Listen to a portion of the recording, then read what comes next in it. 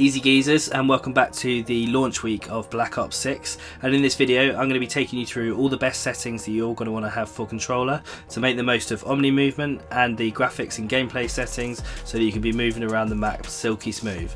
I'll show you all the settings in game and then we'll jump over to the settings on the PS5 so that you can get the most out of your DualSense Edge controller. Let's jump into it. So we're going to start off in the in-game settings and we'll jump down to controller, and so you'll be on the controller tab up top first, and you'll want to have your edit button layout to tactical, so that means that you can slide using R3, so you don't have to take your finger off the joystick, but you can have the stick layout set to preset. Now when it comes to the horizontal and vertical stick sensitivity, I've actually brought this down one from where I was in Modern Warfare 2, Modern Warfare 3, just because I feel like Omni movement have kind of given that sort of extra bit of sensitivity, so actually I found it a bit more comfortable bringing that down to 6.6. Obviously you're going to find whatever works for you, but for me 6.6 is the one. You want to have simplify controls preset off, low motor strain preset off, and L button to ping also off. As with any of the Call of Duty games, you want to make sure you've got the trigger effects and controller vibrations all turned off, because these can throw off your aim. And then if we jump into the dead zone inputs, so now we can do little tests. So as you can see here, if you move the left stick, if it jitters at all, then you have got a slight bit of stick drift, but basically you're going to want to bring the left stick and the right stick down to as minimum as far as possible without getting too much stick drift. Now there has been a bit of a debate on some of my previous videos about going all the way down to 0, and that is to allow for rotational aim assist to kick in, but I was getting a bit of stick from that, and I've always found it fine between 1 and 0 anyway, so do what's best for you on your own personal controllers for that. Then if we move over to the aiming, so the sensitivity multiplier, you want to have this all set to 1. This is kind of going to be personal as well, particularly for sort of third person and in the air vehicles, but I've got this all set to 1. Now I play look inversion on foot as inverted, and that goes the same for in vehicles as well. That's just the way that I've played ever since I started playing COD, so do this how you want it. You can either have it standard or inverted. And then onto the aim advanced settings, you want to have your ADS sensitivity transition to instant. You don't want it to be gradual or after zoom. You want to make sure that the sensitivity is instant. So you want to have your aim response curve type as dynamic, so that will basically be a faster initial movement, but then it will slow down, so it will help you to be a little bit more precise at those longer engagements. And on the custom sensitivity, this is where you can start to look at the different sensitivities for different zoom levels, and on the lower zoom I pulled that down to 0.6, which is again slightly lower than I had it on in Modern Warfare 3, and then I've left the rest at 1. So then down to target aim assist, obviously you want aim assist on, motion sensor behavior is off. So then if we go over to movement, we want sprint assist on for this, and this is particularly in multiplayer. We'll have to test it when we see how Omni movement moves over to Warzone, because obviously in the past we have had tactical sprint assist on at all times, but in this instance we just want it on, not tac sprint, because of the TTK and the sprint's fire times in multiplayer. You don't want to be caught in sprint halfway with your weapon up, so just make sure you've got this on. You want mantle assist off, crouch assist off, and corner slice on. So this is when you're kind of looking around the corner and you get a slight tilt on your weapon, so it just kind of gives you slightly more FOV to be able to kind of see around corners. It's minor, but might as well have it on. Slide behavior, you want this set to hybrid, so this means that you tap to slide and tap while sprinting to dive. This will take a little bit getting used to, but obviously we had this in Modern Warfare 3, so if you played that game then hopefully you're used to that now. Auto door peek, you've got off, automatic airborne mantle on.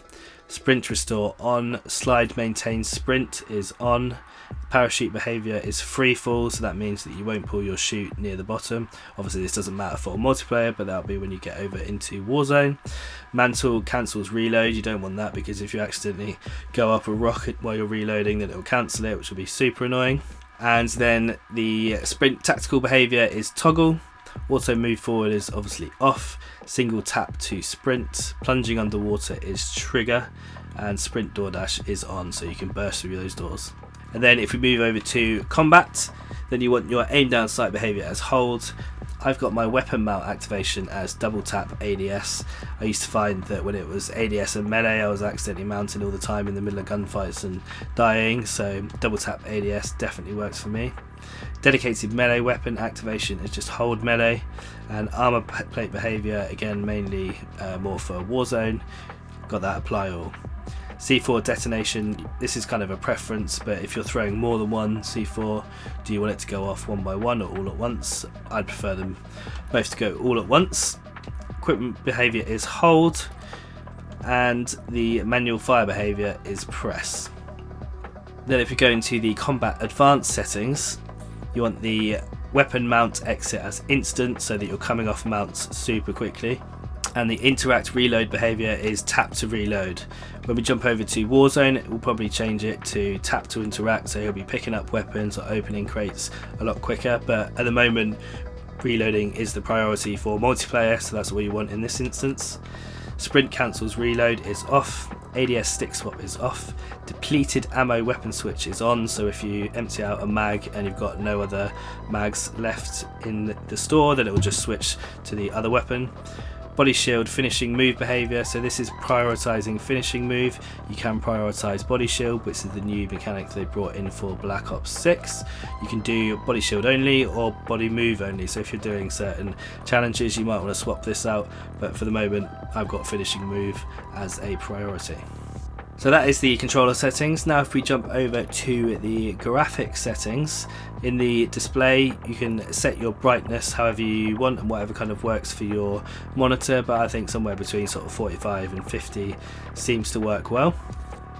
And eco mode, this is more just for when you're waiting at menu screens and it's about energy consumption. You can have this set to efficiency, so it will just drop the frame rate in the menus just to help from using too much energy.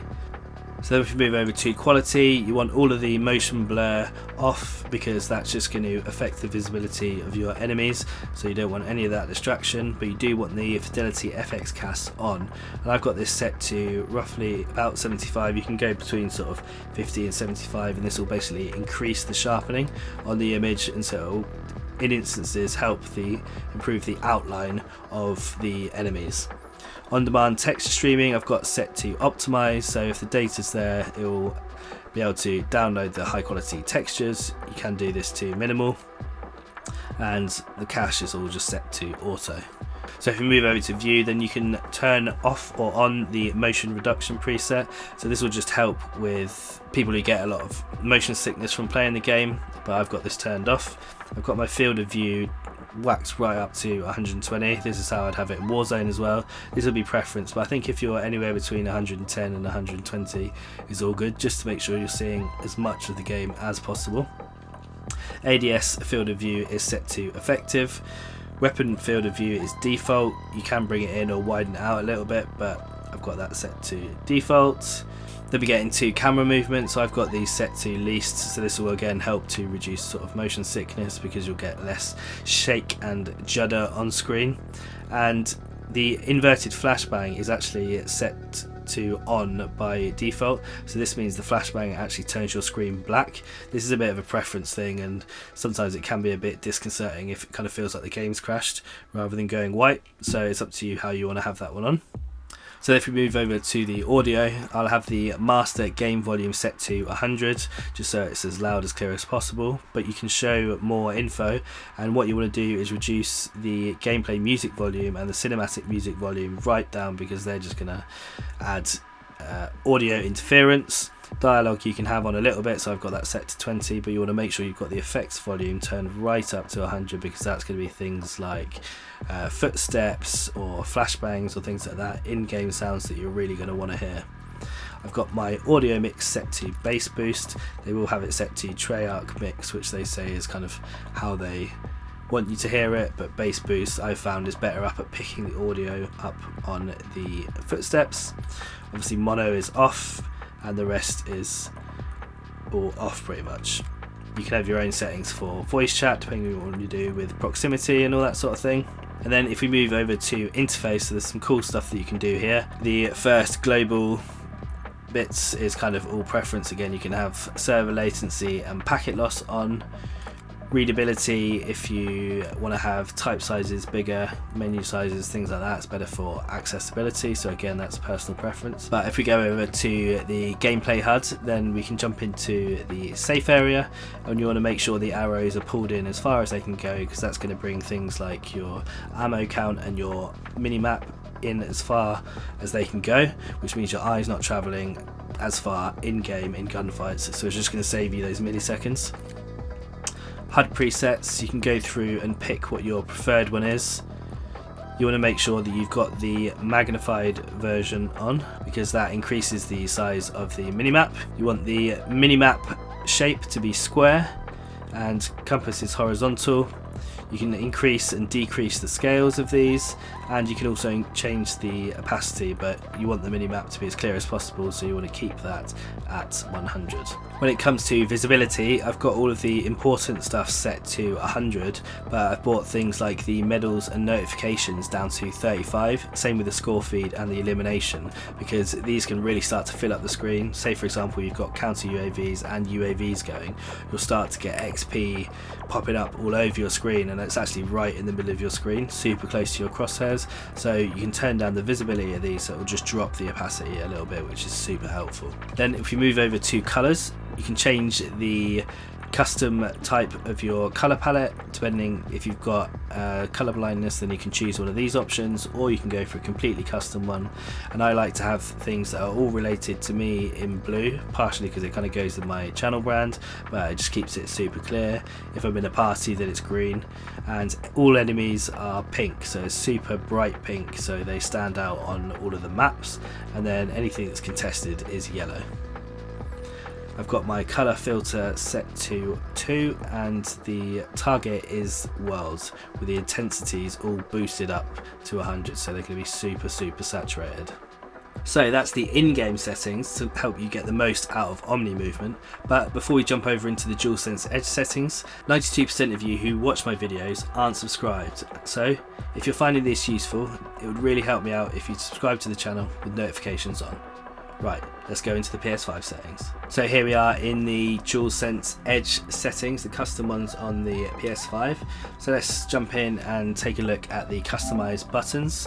So I've left all of these as default, and obviously this is going to pair in with us having done tactical on the game settings, which means we can use R3 to slide, but I've set my paddles to circle on the left one, which means I'll be meleeing on the left, which is super helpful in multiplayer, and then I've got the right one set to X, which means I'll be jumping on the right paddle. Then if we jump over to the stick sensitivity and the dead zone, so on the left stick I've actually just left it as default and there's no dead zone adjustment. But if we move over to the right stick, this is where I've changed the curve, and so this will actually stack with the in-game dynamic curve, and for this I've gone precise. So this has minimum input is registered when you tilt the stick, so that actually kind of balances and almost offsets a little bit on the dynamic, but I found this works well. But I have reduced the curve adjustment of this to -2 with no dead zone adjustment, and for me I've just found this to be super sticky in-game.